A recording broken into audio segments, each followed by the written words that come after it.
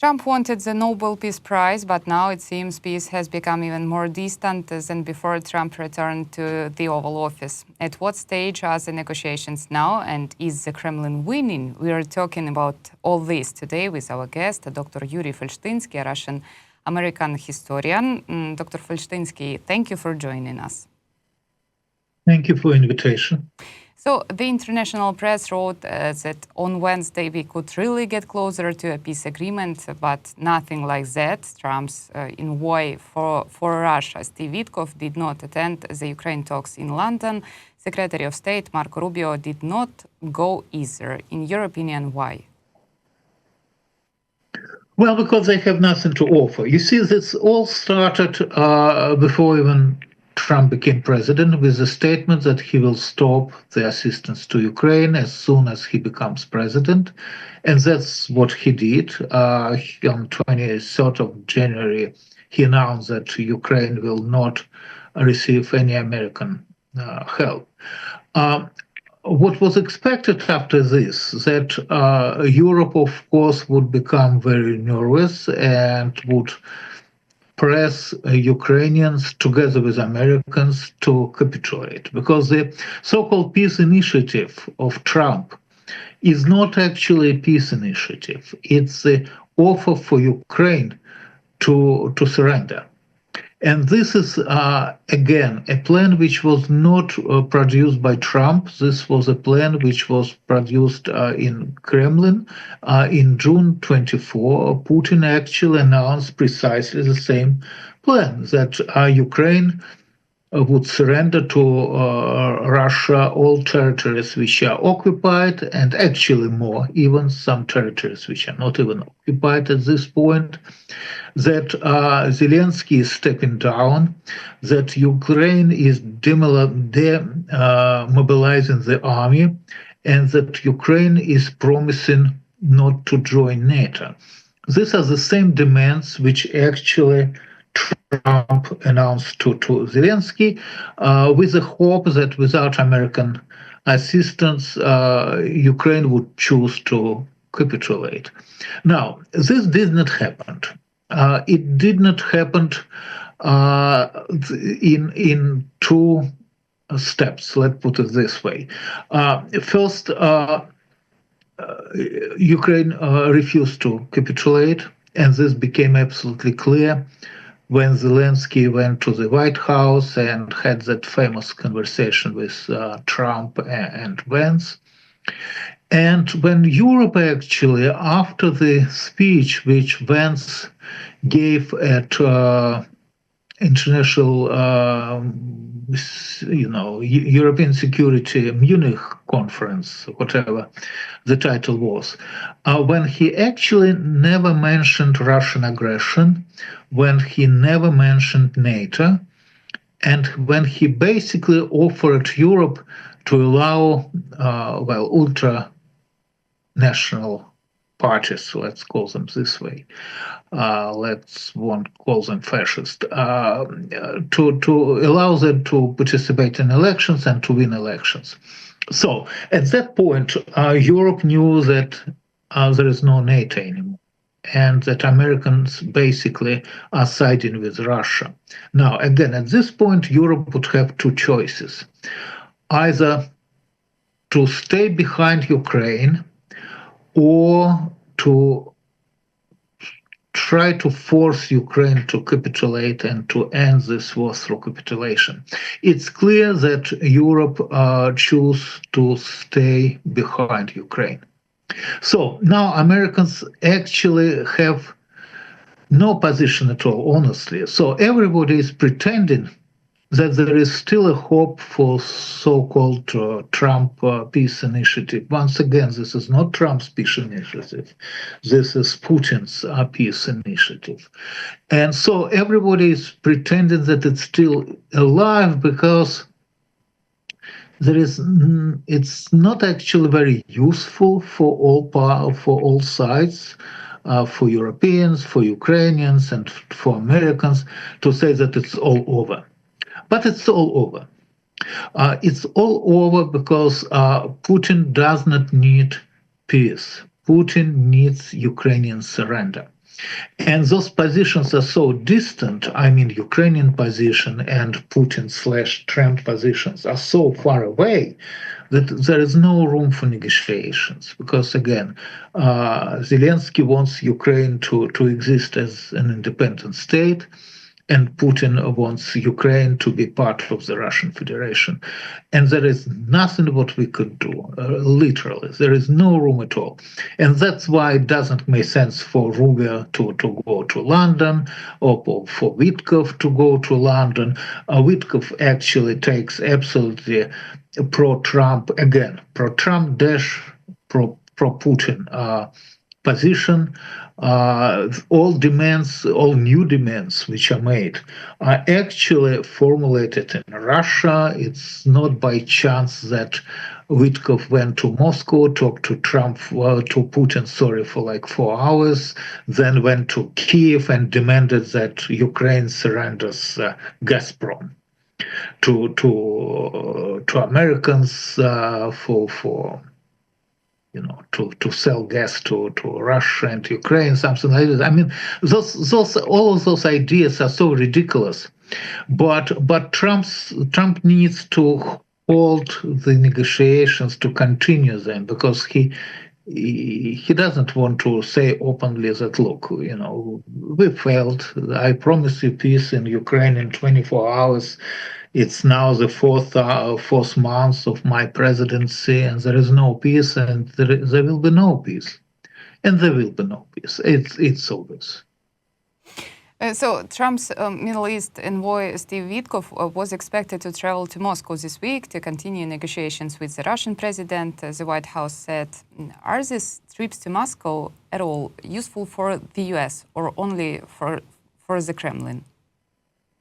Well, again, when we say for U.S., it's slightly wrong, accent or stress, because we should say Trump. We actually should not say U.S. Honestly, Trump is doing many things which are so damaging for U.S. that it would take U.S. many years after Trump is gone to return to normality. Because when the United States of America plans to literally to take control of Canada and make it the 51st state of the United States, and please don't forget that Canada is actually a country which is equal in size to the United States, right? Or when the United States is talking about, occupying Greenland, which is actually part of Dutch state at this point, and part of NATO as well. I mean, it's so ridiculous and it's so damaging that we will deal with it for many years, right? Unfortunately, Trump is. There is a certain dependency of Trump from Putin. We could speculate why this dependency exists, but it's clear that it exists. So basically, Trump is demanding from Ukraine what Putin wants him to demand from Ukraine. Trump is demanding from Europe what Putin wants him to demand from Europe in relation to Ukraine. And Ukraine is a very important topic for Putin, and for this reason for Trump, because without taking Ukraine first, Putin cannot proceed into Europe. And his initial goal, is not to take control of Ukraine. This was the way they planned it. This was a very short, easy blitzkrieg. I mean, they were hoping to take Ukraine in like 3 weeks or 3 months and move further, first to Moldova, then to the Baltic states, then to Eastern Europe. Because remember, when Putin invaded Ukraine, the demand, and this was more than 3 years ago, the demand was that Russia would try to return the influence which the Soviet Union had over Eastern Europe. So this was not about Ukraine. It is now about Ukraine, seems to be. But again, for Putin, this is just a step. And for this reason, he cannot move further unless he takes Ukraine. For Trump, it's important that Putin would take Ukraine, because if Putin would not be able to take Ukraine, he would not be able to proceed into Europe. And then, if there is no war in Europe, America would not become great again. You see, Trump knows very well that the only reason America happened to be obviously great during the 20th century is because there were wars in Europe. And that's what he is trying to achieve with the help of Putin. So they're helping each other. Putin is trying to use Trump to force Ukraine to capitulate and to allow him to proceed to Europe, to take some states of Europe or the old Eastern Europe. And for Trump, Putin is important because he is going to ruin Europe for him. And Europe is the major enemy because Trump is at the same time in his internal politics, he's trying to ruin democracy. And this is democracy in the United States, of course, but this is also democracy in Northern America. And that's why we see this pressure against Canada.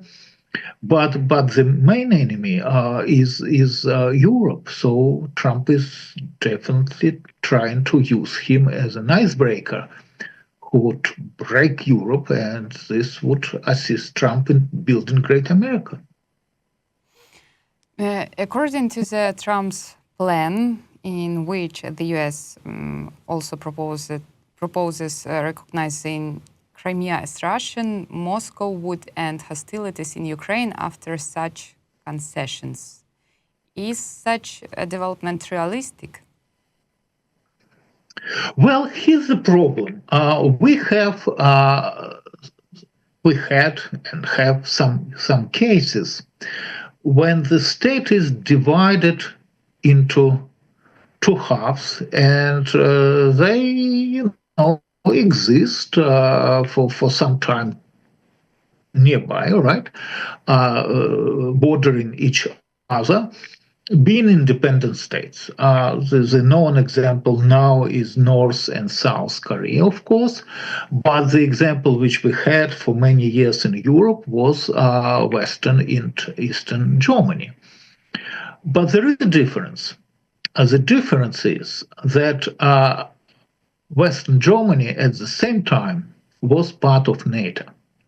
So if for the sake of conversation or discussion, let's say Putin would say, I would like to have Crimea, I would like to have Donbass, I would like to have those territories which we announce have to belong to us, but the rest of Ukraine is allowed to join NATO.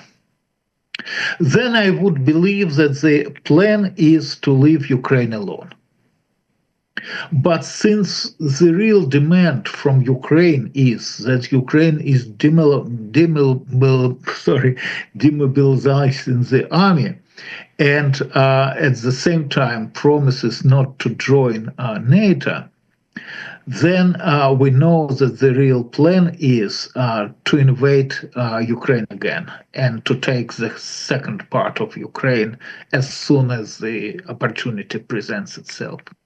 That's what wrong with the Russian offer to surrender territories to Russia. Well, besides the fact that this is not usually done by civilized states, and that this was never happening after 1945 in Europe, but But the main problem is that this is not a peace offer. This is again the offer to take a break, to allow Russia to consolidate, forces, and to invade Ukraine again.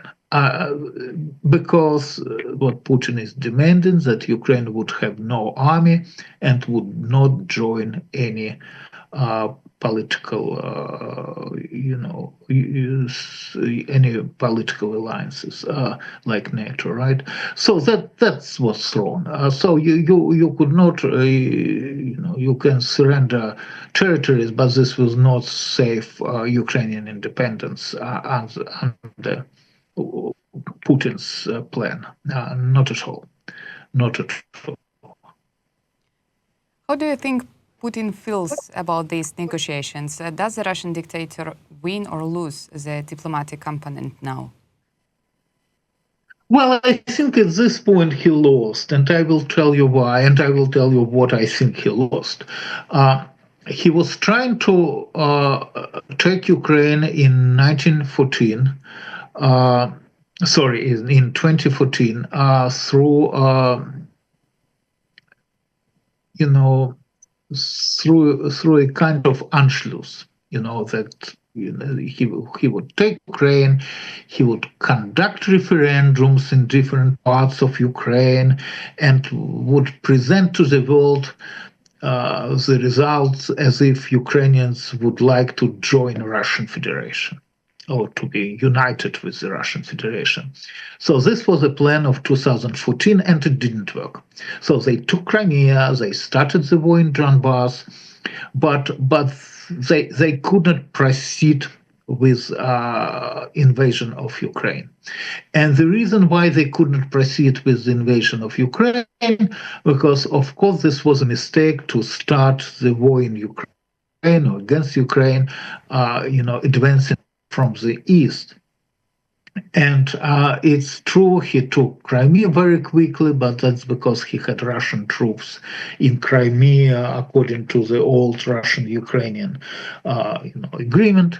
But he couldn't actually proceed further. And he started the war in Donbass, but it continues until now, and Putin is not able to proceed. So, in order to take Ukraine quickly, then there was a plan of 2022 to take Ukraine as blitzkrieg, right?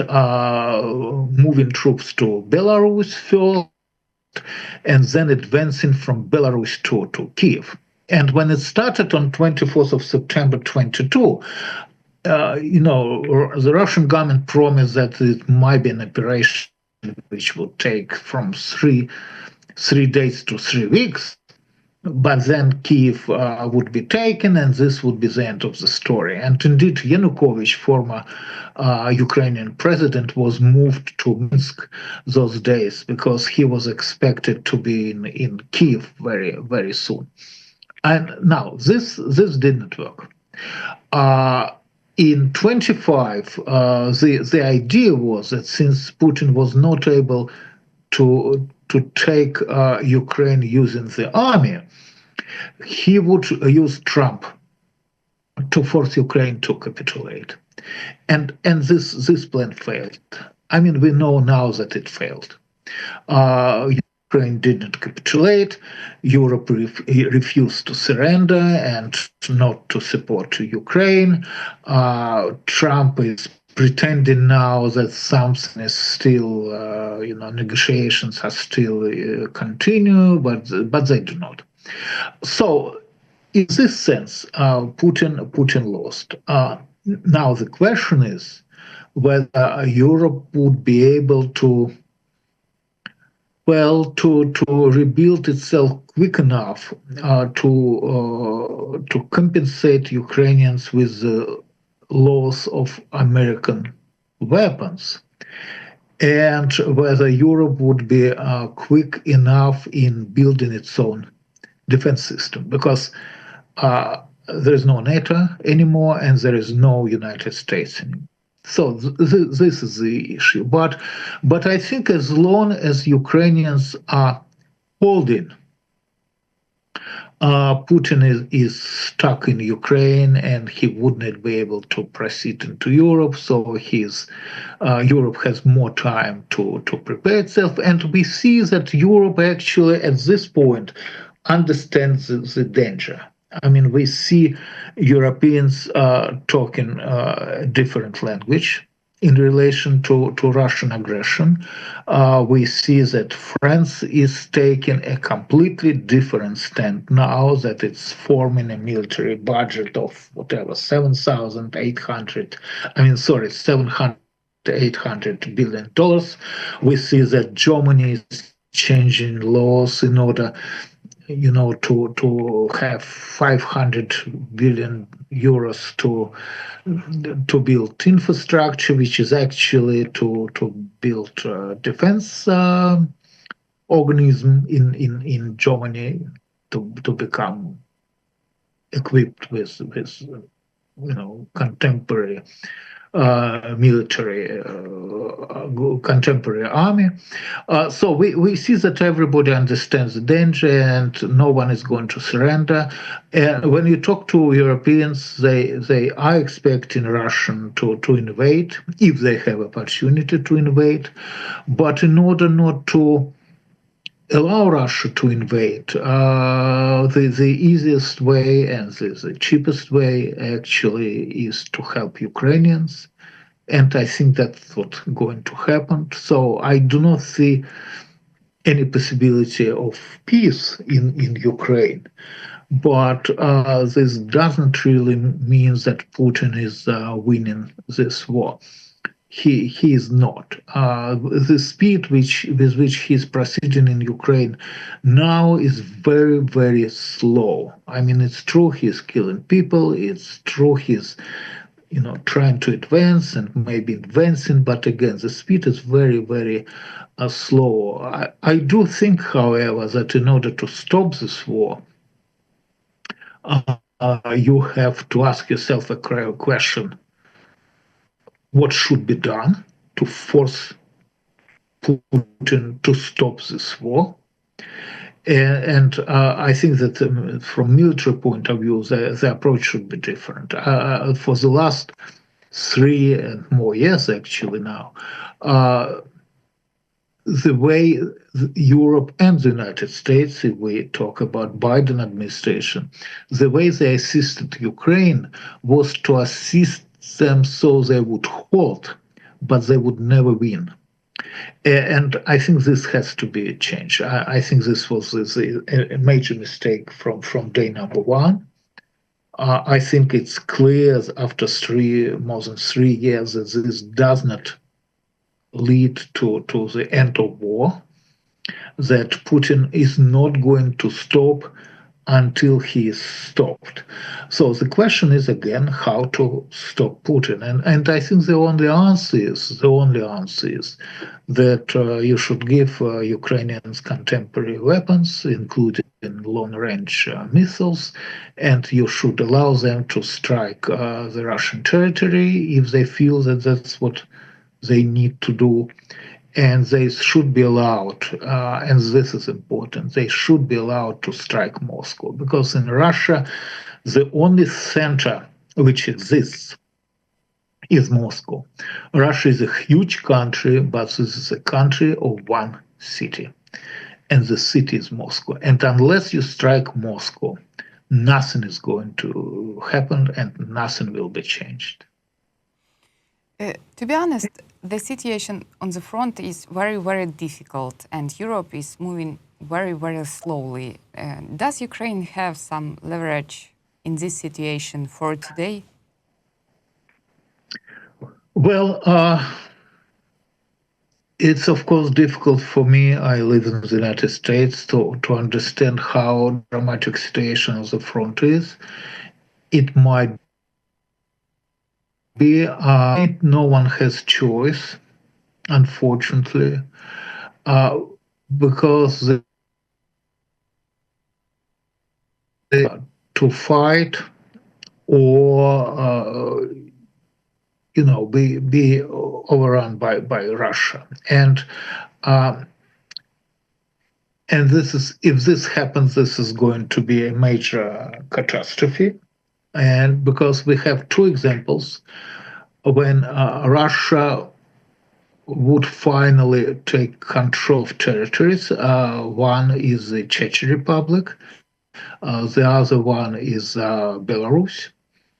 And in both cases, they would put in charge of those republics, puppets, which are just cruel dictators. And that's probably what Putin is planning or dreaming to do in Ukraine. And this is the main reason behind the demand for Zelensky to step down and to have new elections, because what Putin, of course, would try to do the same or after this, or planning to do after this, or dreaming to do after this, is to install, a person from Moscow, right, being new president, somebody like Viktor Medvedchuk or maybe something else, right?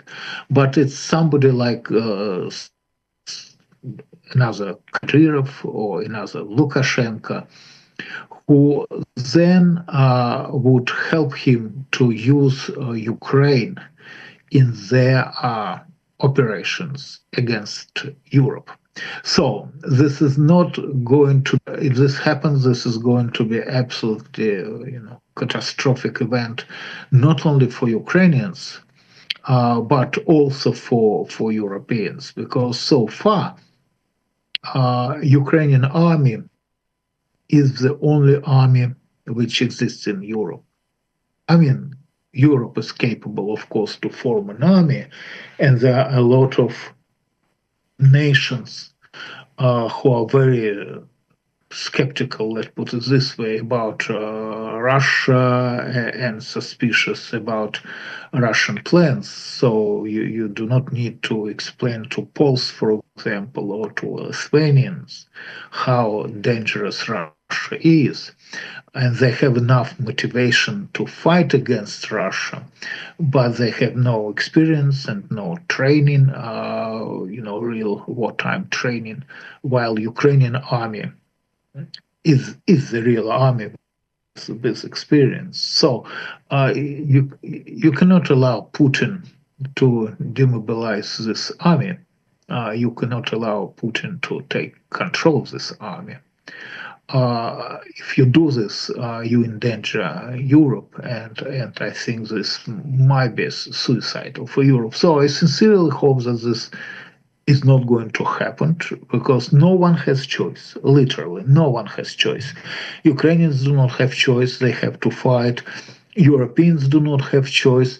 They have, first of all, to help Ukrainians. If Putin opens the second front, if he moves troops in Belarus again, what he announced he will do in September of 25 of this year, like for military exercise, as he's saying. But that's, by the way, precisely what they were doing in 21 when they moved troops to Belarus, claiming that these are military exercises, and then, of course, invaded Ukraine. So if we see concentration of troops in Belarus again, then we know that he either plans to strike against Kiev, trying to, the second time to take Kiev again, or that he's planning to invade Eastern Europe. So that's what we need to look for, and that's what we try to avoid. But in order to avoid this, Europe has to really to try to help Ukrainians in contemporary weapons and with changing strategy. That's when Putin may have some reasons to stop the war, because at this point he's conducting this war like a permanent war when he is actually would be able to fight as long as he wants. Again, if we consider that this war started in 2014, then he is fighting in Ukraine for 11 years, not for 3 years, but for 11 years. And then if this war continues until the end of the year, well, technically speaking, until first week or whatever, second week of January, then this war will continue for Russia as long as the Great Patriotic War was continuing from 1941 to 1945 against Germany. So for Russia, this is a very long war, and they're losing in this war more than they lost in any other wars, except, of course, the Second World War.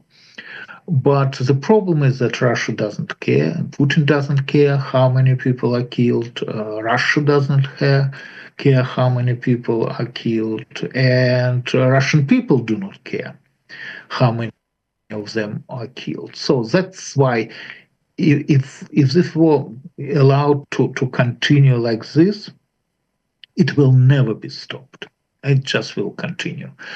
So in order to continue to end this war, you should consider the option of striking Moscow, and then I think this war might be over in 2 weeks, literally. This is a peace plan. I mean, I would be happy if this would be a United States peace plan for Ukraine to give them long-range weapons and to allow strikes against Moscow.